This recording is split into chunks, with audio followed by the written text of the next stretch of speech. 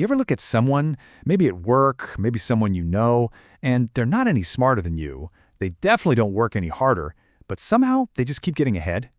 It's like they're just stumbling into lucky breaks while you're fighting for every single inch. It is so frustrating, and it can make you wonder, am I missing something here? Is there some secret rule book I didn't get?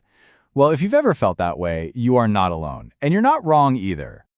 Let's just be real about it. The game of life is rigged. But hold on, this isn't some conspiracy theory. It's rigged by these hidden biological and statistical forces that give some people a totally unearned head start.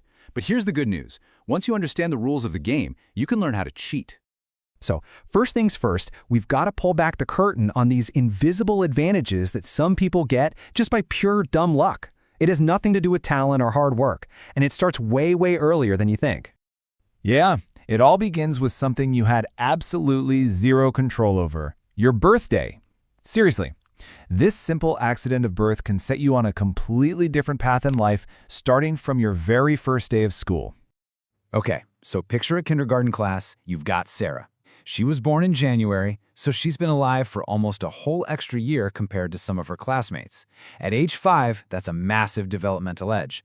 She can hold a pencil better, she can sit still a little longer, her teacher doesn't see older, she sees gifted.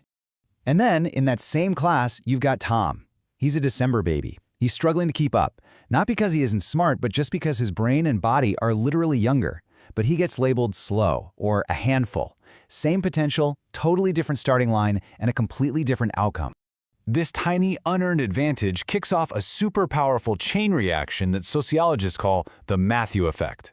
Because Sarah got labeled gifted, she gets put in the advanced reading group. That means she gets more attention from the teacher, her confidence skyrockets, and she starts to believe she's smart. Her small head start begins to snowball. You know what this is like? It's exactly like the YouTube algorithm. A video gets a few early views, so the algorithm shows it to more people, and it just takes off.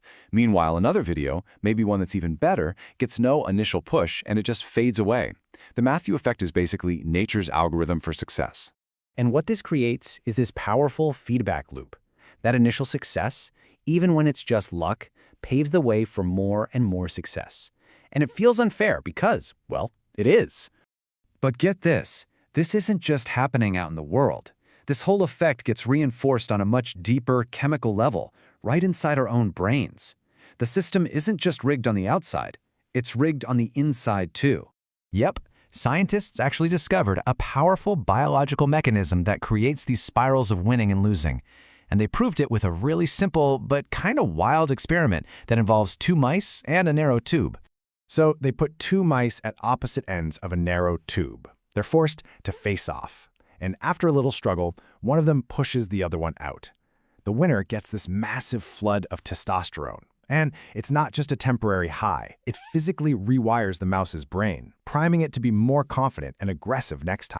This is called the winner effect. When you win, your brain releases chemicals that make you feel more confident and powerful, which makes you statistically more likely to win the next time. And of course, the opposite is true.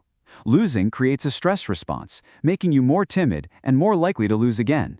It's why one good sales call can make the next one feel so easy, and why spilling your coffee can feel like it ruins your entire day.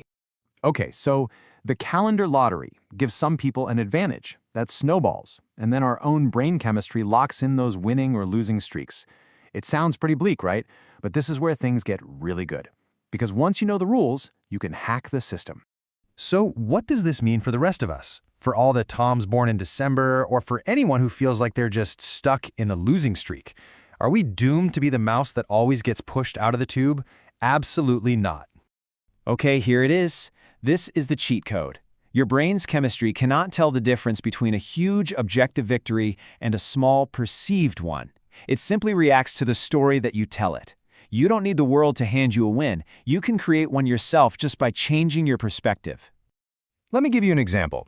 Say you plan to run for 30 minutes, but you only manage 10. The loser mindset says, I failed, I'm weak. Your brain releases stress hormones. You become the losing mouse. But the winner mindset reframes that exact same event. Hey, I was exhausted, but I still showed up. I beat the couch. Your brain releases dopamine and testosterone. You just became the winning mouse.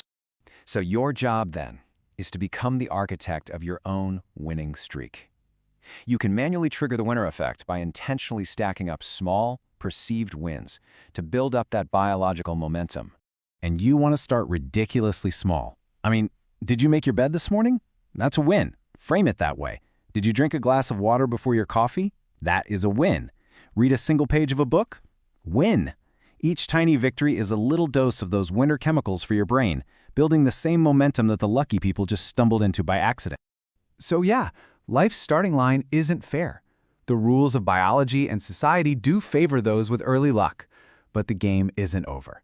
Now that you understand these hidden forces, you are no longer a passive player. You can actively reframe your experiences and build your own momentum, one tiny win at a time. So think about it. Right now, it doesn't have to be big, it just has to be a win in your mind. What's the first small victory you are going to claim for yourself today?